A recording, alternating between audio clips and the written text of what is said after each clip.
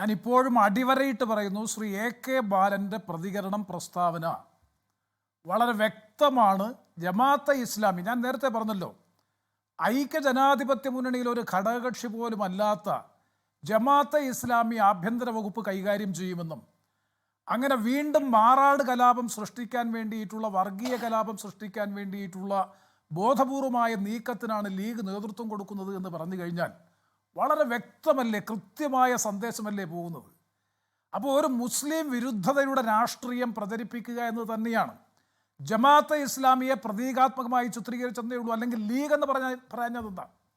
League ആയിരിക്കും ആഭ്യന്തര വകുപ്പ് കൈകാര്യം ചെയ്തതെന്ന് പറഞ്ഞില്ലല്ലോ. നേരത്തെ ശ്രീ കോടിയേരി ബാലകൃഷ്ണൻ മുമ്പ് പറഞ്ഞു, ഒരു തെരഞ്ഞെടുപ്പിന്, സംസ്ഥാന നിയമസഭാ തെരഞ്ഞെടുപ്പിന് മുമ്പ് പറഞ്ഞു, കുഞ്ഞുമാണി ഭരണം, കുഞ്ഞാലിക്കുട്ടി എന്ന് പറഞ്ഞുകൊണ്ട് ഒരു പ്രതികരണം നടത്തി. എല്ലാ കാലവും ഈ രൂപത്തിൽ ഒരു വർഗീയ പരിപ്രേക്ഷ്യം കേരള രാഷ്ട്രീയത്തിൽ വളർത്തിക്കൊണ്ടുവരാനുള്ള ബോധപൂർവമായ പരിശ്രമങ്ങൾ നടത്തുക, അതിലൂടെ മുതലെടുപ്പ് നടത്തുക.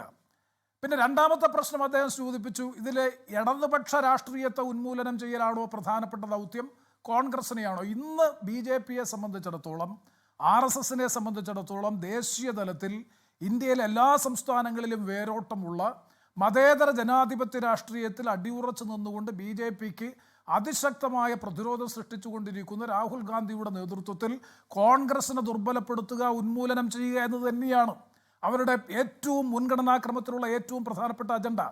അതിൻ്റെ ഭാഗം തന്നെയാണ് 2014 തെരഞ്ഞെടുപ്പിൽ ജയിച്ചതിന് ശേഷം ശ്രീ നരേന്ദ്രമോദിയും അതുപോലെ ശ്രീ അമിത്ഷായും സംയുക്തമായി നടത്തിയ പത്രസമ്മേളനത്തിൽ പ്രഖ്യാപിച്ചതാണ്, ഇനി ഞങ്ങളുടെ ലക്ഷ്യം കോൺഗ്രസ് മുക്ത രാഷ്ട്രീയമാണ്, കോൺഗ്രസ് ഇല്ലാത്ത ഇന്ത്യ. കാരണം മതേതര ജനാധിപത്യ രാജ്യമായിട്ടുള്ള ഭാരതത്തെ മതവൽക്കരിക്കാൻ കഴിയണമെന്നുണ്ടെങ്കിൽ കോൺഗ്രസ് എന്ന ദേശീയ തലത്തിൽ സ്വാധീനവും ശക്തിയുമുള്ള കോൺഗ്രസ് എന്ന രാഷ്ട്രീയ പ്രസ്ഥാനത്തെ ഉന്മൂലനം ചെയ്തേ മതിയാവൂ. ഇത് BJP പരസ്യമായി പ്രഖ്യാപിച്ചതാണ് 2014. അതുകൊണ്ട് ഇപ്പോൾ BJPയെ സംബന്ധിച്ചിടത്തോളം, RSSനെ സംബന്ധിച്ച്, സംഘ് പരിവാറിനെ സംബന്ധിച്ചിടത്തോളം അവരുടെ മുഖ്യമായ ലക്ഷ്യം കോൺഗ്രസിനെ ദുർബലപ്പെടുത്തി ഉന്മൂലനം ചെയ്ത് കോൺഗ്രസിനെ ഇല്ലാതാക്കുക എന്നുള്ളത് തന്നെയാണ് കൃത്യമായിട്ടുള്ള അജണ്ട.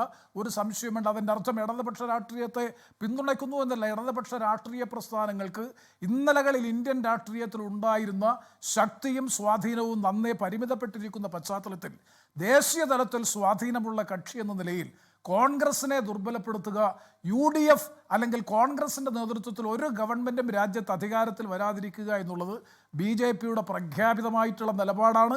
ആ നിലപാടിൻ്റെ ഭാഗമായി തന്നെയാണ് അവർ കേരളത്തിൽ ഈ പ്രവർത്തനങ്ങൾക്കാകെ വരുന്ന തെരഞ്ഞെടുപ്പിൽ നേതൃത്വം കൊടുക്കാൻ വേണ്ടി പോകുന്നത്. പിന്നെ 3, ജമാഅത്തെ ഇസ്ലാമിയെ സംബന്ധിച്ച് എന്ന് മുതലാണ് ജമാഅത്തെ ഇസ്ലാമി CPMന് അനഭിമതമായത്? ബഹുമാനപ്പെട്ട കേരളത്തിൻ്റെ മുഖ്യമന്ത്രി പാർട്ടി സെക്രട്ടറി ആയിരുന്നപ്പോൾ തെരഞ്ഞെടുപ്പിൽ തങ്ങളെ സഹായിച്ചതിൻ്റെ പേരിൽ നന്ദി പറഞ്ഞുകൊണ്ടുള്ള അദ്ദേഹത്തിൻ്റെ പ്രഭാഷണം സമൂഹ മാധ്യമങ്ങളിലെല്ലാം ശക്തമായി പ്രചരിക്കുന്നുണ്ട്. ദേശാഭിമാനിയുടെ മുഖപ്രസംഗത്തിലടക്കം പറഞ്ഞിട്ടുള്ള കാര്യം ഞാൻ ആവർത്തിക്കുന്നില്ല. തങ്ങളെ പിന്തുണയ്ക്കുമ്പോൾ ജമാഅത്തെ ഇസ്ലാമി അല്ലെങ്കിൽ അതുമായി ബന്ധപ്പെട്ട പാർട്ടികൾ തങ്ങളെ പിന്തുണയ്ക്കുമ്പോൾ അത് മതേതരവും, UDFനെ പിന്തുണയ്ക്കുമ്പോൾ അത് മതേതര വിരുദ്ധവുമാകുക എന്ന ഈ അവസരവാദപരമായിട്ടുള്ള നയമാണ് CPM എപ്പോഴും സ്വീകരിക്കുന്നത്. PDPയുടെ കാര്യത്തിലായാലും ലീഗിൻ്റെ കാര്യത്തിലായാലും ഏത് കക്ഷിയുടെ കാര്യത്തിലായാലും നമുക്കെല്ലാവർക്കും അറിയാം, കേരള കോൺഗ്രസിൻ്റെ നേതൃത്വത്തിൽ ശ്രീ KM മാണിയുടെ നേതൃത്വത്തിൽ ഉണ്ടായിരുന്ന കേരള കോൺഗ്രസ് അപ്പുറത്ത് പോയപ്പോൾ അഴിമതിരഹിതമായി തീർന്നു, സമ്പൂർണ്ണമായും കുറ്റമറ്റ രാഷ്ട്രീയ പ്രസ്ഥാനമായി മാറി തീർന്നു. ഈ അവസരവാദപരമായിട്ടുള്ള നിലപാടും കേരളം നല്ലതുപോലെ തിരിച്ചറിയുന്നുണ്ട്. അതുകൊണ്ട് ഒരു സംശയവും വേണ്ട. ഈ കഴിഞ്ഞ കുറേ കാലമായി ഞാൻ ആവർത്തിച്ച് പറയുന്നു, 2024 ലോക്സഭാ തെരഞ്ഞെടുപ്പിന് ശേഷം CPM നേതാക്കൾ നടത്തിയിട്ടുള്ള വിവിധ പ്രസ്താവനകളും പ്രതികരണങ്ങളും അതിനോടൊപ്പം ചേർത്താണ് ഞാൻ നേരത്തെ പറഞ്ഞത്, ഹിന്ദു ദിനപത്രത്തിന് ബഹുമാനപ്പെട്ട മുഖ്യമന്ത്രി കൊടുത്തിട്ടുള്ള പ്രതികരണം ഉൾപ്പെടെയുള്ളവ പരിശോധിച്ചാൽ അങ്ങനൊരു പൊളിറ്റിക്സ്, ഭൂരിപക്ഷ വർഗീയതയെ പ്രീണിപ്പിക്കാൻ വേണ്ടിയിട്ടുള്ള രാഷ്ട്രീയം. ഞാൻ ഒറ്റ എക്സാമ്പിൾ മാത്രം പരിശോധിച്ചാൽ മതി. പമ്പയിൽ ആഗോള അയ്യപ്പ സംഗമം ഗവൺമെൻറ് സംഘടിപ്പിച്ചതിൻ്റെ പിന്നിലെ ചേതോവികാരം എന്തായിരുന്നു? ഒരു സംശയവുമുണ്ട്, ഈ ഭൂരിപക്ഷ വർഗീയതയെ പ്രീണിപ്പിക്കുക എന്ന വ്യക്തമായ ലക്ഷ്യത്തോടു കൂടിയല്ലേ സർക്കാരിൻ്റെ നേതൃത്വത്തിൽ ആഗോള അയ്യപ്പ സംഗമം പമ്പയിൽ സംഘടിപ്പിച്ചത്. ആ സമാന സ്വഭാവത്തിൽ എത്ര പരിപാടികളാണ് ഈ സമീപകാലത്ത് നടപ്പായിക്കൊണ്ടിരിക്കുന്നത്. അതുകൊണ്ട് ഒരു കാര്യം ഞാൻ ബഹുമാനപ്പെട്ട ശ്രീ ഫസൽ ഗഫൂർ പറഞ്ഞതിനോട് പ്രതികരിച്ച് അവസാനിപ്പിക്കാം. ഞാൻ 100% അദ്ദേഹം പറഞ്ഞതിനോട് യോജിക്കുന്നു. ജനങ്ങൾക്കൊരു വർഗീയതയുമില്ല. ഞാൻ ഒരു ഉദാഹരണം പറയാം. ശ്രീ SK നല്ലതുപോലെ ബോധ്യമുള്ള വിഷയം. കൊല്ലം നഗരസഭയുടെ ചെയർമാനായി ഞങ്ങൾ ശ്രീ AK ഹഫീസിനെ മുൻകൂട്ടി പ്രഖ്യാപിച്ചു. AK ഹഫീസ് അവിടുത്തെ ഏറ്റവും പ്രബലമായിട്ടുള്ള ജമാഅത്തിൻ്റെ പ്രസിഡന്റാണ്. അവിടുത്തെ കൊല്ലം പട്ടണത്തിലെ ഏറ്റവും 2000-ഓളം കുടുംബങ്ങളുള്ള ജമാഅത്തിൻ്റെ പ്രസിഡന്റാണ് ശ്രീ AK ഹഫീസ്. അദ്ദേഹത്തെയാണ് ഞങ്ങൾ മേയർ സ്ഥാനാർത്ഥിയായി പ്രഖ്യാപിച്ചത്.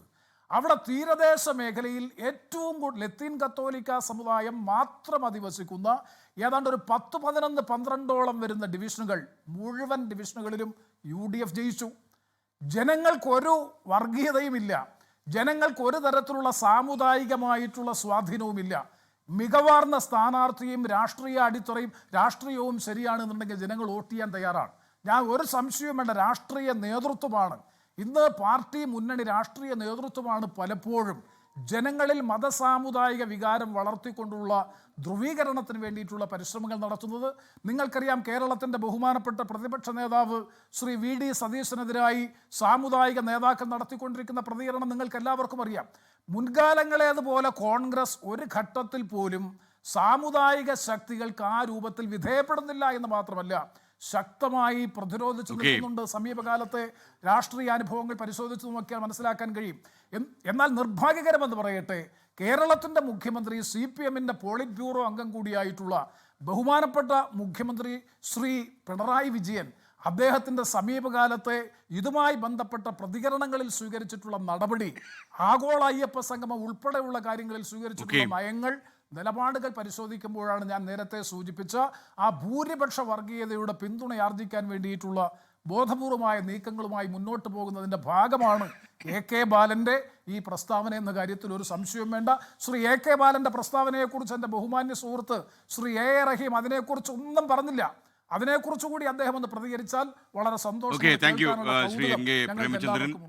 ലോകത്തെവിടെയായാലും ഏത് സമയത്തും 24 വാർത്തകളും ഓഗ്മെന്റഡ് റിയാലിറ്റി പാക്കേജുകളും എക്സ്പ്ലെയിനറുകളും വിശദമായി കാണാൻ ഞങ്ങളുടെ YouTube ചാനൽ നിങ്ങൾക്ക് സബ്സ്ക്രൈബ് ചെയ്യാം.